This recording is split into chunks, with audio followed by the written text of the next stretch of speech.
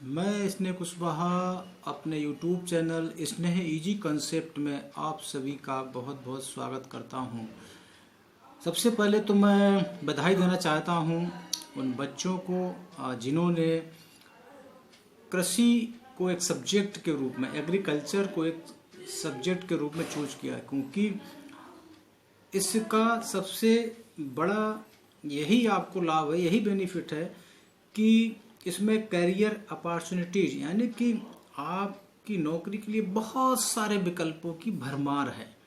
बस थोड़ी सी आप ठीक तरीके से अच्छी दिशा में मेहनत करते जाएंगे तो निश्चित सफलता आपके बहुत जल्दी कदम चूमेगी।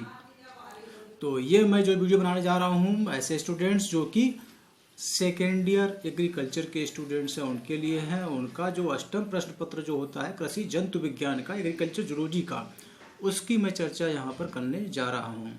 तो किसी भी विषय को हम पढ़ते हैं तो सबसे पहले जो उसमें क्वेश्चंस किस किस प्रकार के आते हैं, इन सब की जानकारी हमें अच्छी तरीके से होनी चाहिए। तो बच्चों, आपका जो प्रश्न पत्र जो आता है उसका जो फॉर्मेट जो होता है उसकी जानकारी आपको हम देने जा रहे हैं यहाँ पर।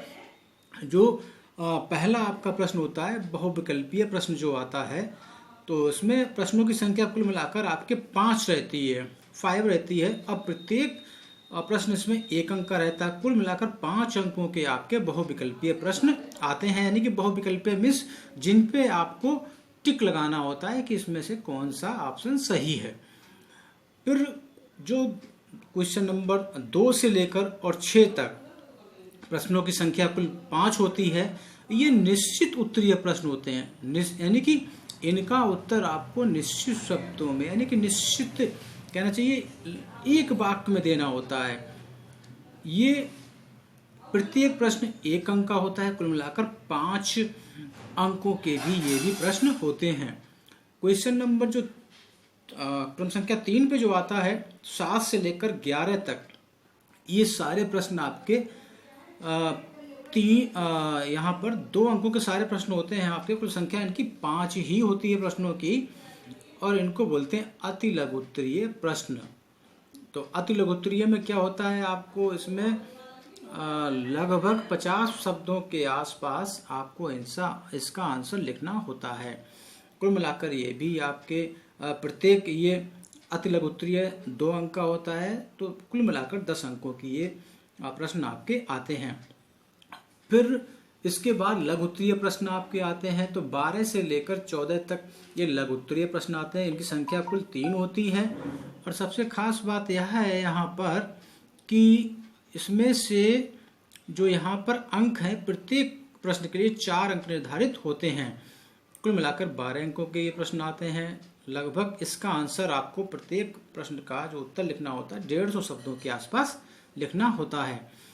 फिर क्वेश्चन जो अगला जो आता है विस्तृत उत्तरीय प्रश्न आते हैं, यानी कि आपको विस्तार में उत्तर लिखना होता है। तो ये भी 15 से लेकर 17 तक प्रश्नों की संख्या कुल मिलाकर 3 रहती है।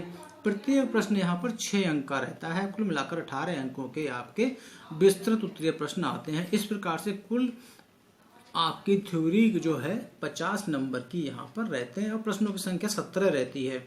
तो विस्तृत उत्तरीय प्रश्न को जो आंसर आपको देना होता है नियर अबाउट लगभग 300 शब्दों के आसपास इसको आपको लिखना होता है। तो ये एक फॉर्मेटिंग हो गई है क्वेश्चंस की, किस किस तरह से क्वेश्चन आपके पेपर में आते हैं। तो जो पहला चैप्टर आपके सिलेबस में है परिचय एवं सजीव व निर्जीव में अंतर, तो इंट्रोडक्टरी क्लासेस होता है किसी भी सब्जेक्ट का, सबसे पहले यही चलता है इसमें। तो introduction and differences between living and non living, ये पहला चैप्टर है आपका। तो अब चूंकि परीक्षा के दृष्टिकोण से ही मैं आपको सारे आपके जो भी टॉपिक्स हैं, जो भी आपके चैप्टर दिए हुए हैं उनको पढ़ाऊंगा। सबसे पहले मैं बहुविकल्पीय प्रश्न के आंसर आपको बताऊंगा, उसको आप बाकायदा अपनी कॉपी पे नोट्स के रूप में लिखते जाइए। उसके बाद फिर मैं निश्चित उत्तरीय प्रश्न बताऊंगा, तो जो भी मोस्ट इंपॉर्टेंट क्वेश्चन बनता है उसको मैं बोल दूंगा कि ये मोस्ट इंपॉर्टेंट है, उसको उस तरीके से इंडिकेशन आप कर लीजिएगा अपने नोट्स में। तो देखिए सबसे पहले हम नजर डालते हैं बहुविकल्पीय प्रश्नों पर। तो बहुविकल्पीय प्रश्न जो है यहाँ आपका पहला जो प्रश्न है यहाँ पे, जंतु विज्ञान की वह शाखा जिसमें अस्थियों से संबंधित यानी कि हड्डियों से संबंधित अध्ययन किया जाता है। अब देखिए आपके यहाँ पे विकल्प जो दिए हुए हैं 4 दिए हुए हैं, आनुवांशिकी, वर्गीकरण विज्ञान, शरीर क्रिया विज्ञान, अस्थि विज्ञान। अब देखिए हिंदी में तो आप उसको पकड़ लेंगे क्योंकि अस्थि मीन्स हड्डी होता है, आप देखते हैं उसको हड्डी बोलते हैं, जिसे बोन्स बोलते हैं अंग्रेजी में। लेकिन आपको अंग्रेजी का टर्म्स यहाँ पे याद करना है, इंग्लिश का टर्म्स याद करना है, यानी कि जंतु विज्ञान की वह शाखा जिसमें हड्डियों संबंधित अध्ययन किया जाता है उसको हम ऑस्टियोलॉजी बोलते हैं। तो ये वर्ड आपको याद रखना है क्योंकि वहाँ अस्थि विज्ञान लिखा हुआ नहीं आएगा, इससे बच्चे सब लोग पकड़ लेंगे इसको, तो वहाँ पे मिलेगा आपको ऑस्टियोलॉजी। तो ऑस्टियोलॉजी को आप याद रखिएगा कि जंतु विज्ञान की वह शाखा जिसमें हड्डियों से संबंधित अध्ययन किया जाता है उसको हम ऑस्टियोलॉजी बोलते हैं। अब क्वेश्चन नंबर देखिए नेक्स्ट आपका है क्वेश्चन नंबर 2। यहाँ पे आप देखेंगे प्राणी विज्ञान की वह शाखा जो जंतुओं के वर्गीकरण से संबंध रखती है, यानी कि जीव विज्ञान को ऐसी कौन सी शाखा है जिसका वर्गीकरण से संबंध होता है, तो इसको हम बोलते हैं टैक्सोनॉमी। तो इंग्लिश वर्ड आपको यहाँ पर याद रखना है, TAXONOMY, टैक्सोनॉमी। चूंकि हिंदी में वर्गीकरण विज्ञान लिखा रहेगा लेकिन उसको हर बच्चा पकड़ लेगा, तो आपको टैक्सोनॉमी आंसर में आपको ज़्यादातर मिलेगा। ये कॉम्पिटिटिव एग्जामिनेशन में भी बहुत ये आता है क्वेश्चन, अक्सर ये भी आता है कि फादर ऑफ टैक्सोनॉमी यानी कि वर्गीकरण विज्ञान के जनक कौन है, तो कैरोलस लिनियस या कार्ल वान लिनी को वर्गीकरण विज्ञान का जनक कहा जाता है।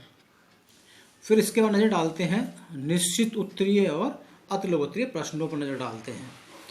तो फिर देखिए इसमें आपको वन वर्ड में, एक शब्द में या कुछ शब्दों में आपको आंसर देना होगा। जीव विज्ञान की वह शाखा जिसमें जीवाश्मों का अध्ययन किया जाता है, यानी कि फॉसिल्स का अध्ययन किया जाता है। तो सबसे पहली बात ये कि फॉसिल्स कौन से होते हैं जी, यानी कि जो जीव हजारों लाखों करोड़ों वर्ष पहले पृथ्वी पर मौजूद रहे, लेकिन अब क्या है कि उनका अस्तित्व समाप्त हो चुका है, उनके पार्ट्स, उनके चिन्ह किसी न किसी रूप में पृथ्वी पर मौजूद मिलते हैं, तो उन्हीं को हम बोलते हैं फॉसिल्स, यानी कि जीवाश्म, यानी कि जीवों के जो अवशेष हैं, जो रेमनेंट्स मिल रहे हैं, उनको